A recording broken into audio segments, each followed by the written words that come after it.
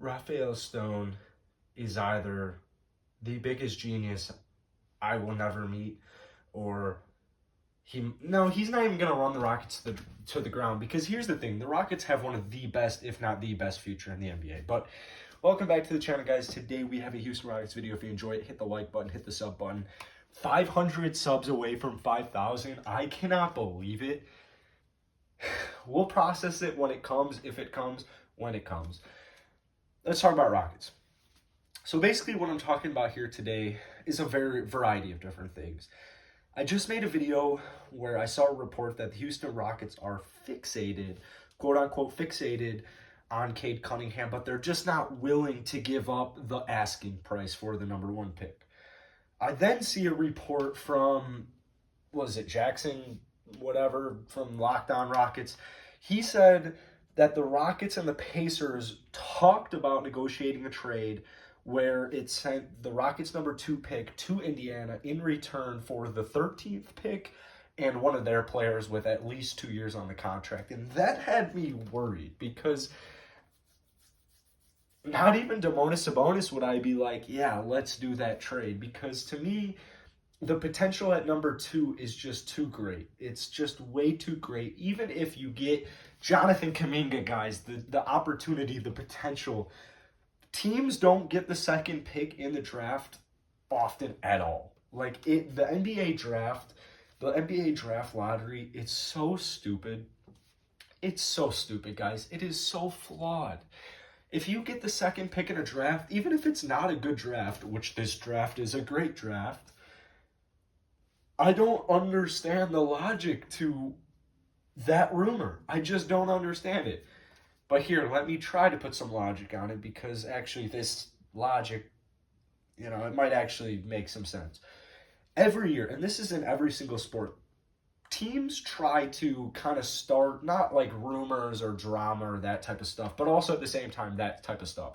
Basically, they try to stir the pot on their team or on their player, in this case, on their draft pick, where it gets other teams asking prices up, right? So you want to make this second pick seem it's like all these teams are inquiring for the Houston Rockets' second pick, so that they send lopsided trades in return, where it favors the Houston Rockets significantly. That's what a report came out a couple of days ago on the Houston Rockets and on all these kind of trade speculation. So that's the hope with me, is that Rafael Stone and the Houston Rockets are just trying to stir the pot, stir up some drama, so that they can get away with, once again, a highway robbery deal. Because so far, to me at least, Rafael Stone hasn't done anything to make me be like, oh, don't make any moves. We have to get rid of this guy, fire him at all costs. He's done the complete opposite. It's been like a first for PJ Tucker, a first for Russell Westbrook, 4 firsts for James Harden. It's all been okay, Stone, this new era of Houston Rockets basketball. It's all right, give me it all. I want to inject it all into my veins. So that's what I think is going on here. However, that Pacers rumor, it worries me, because I think of it and I'm like, Sabonis, but with Christian Wood that wouldn't work. Miles Turner, and it's yeah, I like Miles Turner, and honestly, I like TJ Warren as well. I like Malcolm Brogdon. I like the Pacers. I don't care. The Pacers are a cool team to me. They have up-and-coming talent. However, they're nowhere near the championship level yet, but they're not near, we need to rebuild this.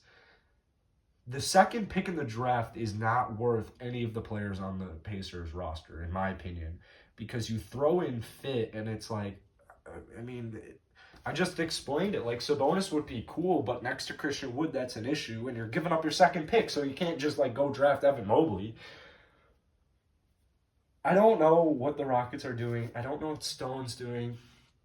And Rocket fans won't like to hear this, but okay, first off, I want Jalen Green. I want Jalen Green over Evan Mobley, but what Rocket fans don't want to hear is my opinion doesn't matter. Your opinion doesn't matter. That's the worst part about all of this, is we don't matter. These are just our opinions. None of us are associated with the Houston Rockets and associated with their draft process, unfortunately. I wish I could be a part of it, but you know, I think it goes without saying, like, why I'm not a part of it. I'm here in my mom's basement, like, that's super loud.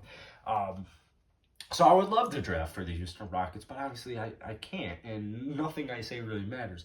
But I do want you guys to know, any player that the Rockets draft, you should be, I don't really want to tell you guys how to think, but in my opinion, I'm going to be happy for whoever the Rockets draft, even if it's Moses Moody at pick number 2, because that's what they did. That's their decision, and that's what I'm going to go with because it's one of my favorite teams, and I'm going to, you know, stand my ground. I'm going to back up their decisions, even if they're just stupid decisions, trading, you know, like, you could go like list after list after list of Rocket trades where it's like, man, like, come on, dude, can I have that back? Like, Clint Capella, man, can I have that back? Even Chris Paul. Chris Paul made sense. Clint Capella made sense. A lot of the trades made sense at the time, but now you look back and it's like, oh my goodness, you know, we could have like James Hart. We could have like, in a crazy world, we could have Kevin Porter Jr., James Harden, Christian Wood, PJ Tucker, Eric Gordon. We could have all these, Clint Capella, Chris Paul, like even throwing Chris Paul in there. You could have so many different players, but you know, can't cry over spilled milk. So I want to hear your guys' opinions down in the comments below on not only who should the Rockets draft, because I always want to hear your guys' opinions on who the Rockets should draft. So go ahead and comment that down below. Who should the Rockets draft?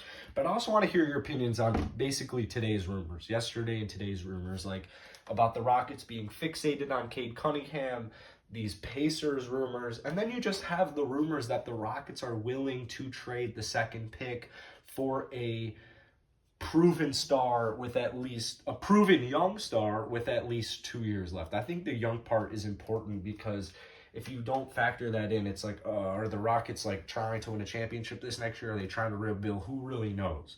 Now, I'll do a video on my expectations for the Rockets here in a couple days because I think, you know, honestly, with the playing game coming back, most likely, it's not far-fetched.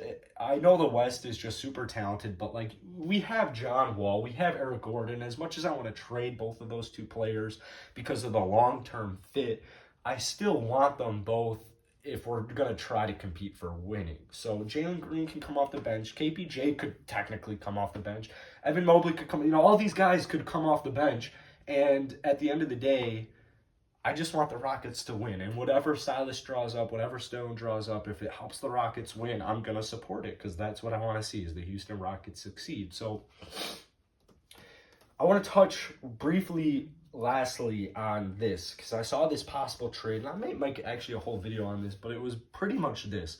The Rockets get the 3rd pick and Kevin Love, and then the Cleveland Cavaliers get John Wall in the 2nd pick. So here's why it's a huge risk. This trade is a huge risk, but obviously it could make sense because if you give the second pick and John Wall to the Cleveland Cavaliers, they'll have Colin Sexton, Darius Garland, John Wall, Jonathan Okoro. Like, they will have so many kind of players that fit the same. You know, it's not 2016 anymore, right? Like, you need more than just guards on your roster. So it's a big risk, but the hope is if you trade for Kevin Love, who also has he makes $10 million less than John Wall, so you have extra cap space. The hope is that since they need a big man so badly, like, and they have all these guards, they won't take Jalen Green at number 2, and they'll take Evan Mobley. And that way, for the Cavs' perspective, they don't have to give up, or, you know, you don't have to, like, worry about, oh, shoot, are we going to be stuck with another guard? Or, you know, they can get their guy if their guy is Evan Mobley in this trade hypothetical. And for the Rockets, I kind of like it. You can go ahead, you can get rid of Kelly Olynyk, try to re-sign Kelly Olynyk for the cheap. If you're trying to win, you can try and resell Kelly Olynyk for the cheap. Now you got Kevin Love, a proven all-star, proven NBA champion. Now you've got Jalen Green on the team. You've got all these good players except for John Wall, which actually might hurt the chances of winning because he's a 20-7 last year and he only played 40 games, so that's impressive. That's it for today. If you guys enjoyed it, hit the like button, hit the sub button. Like I said, man, we're 500 subs. It's exactly 500 subs away from 5K. So we hit 4.5K a couple of minutes ago. So thank you guys so much, and I'll see you guys tomorrow, man.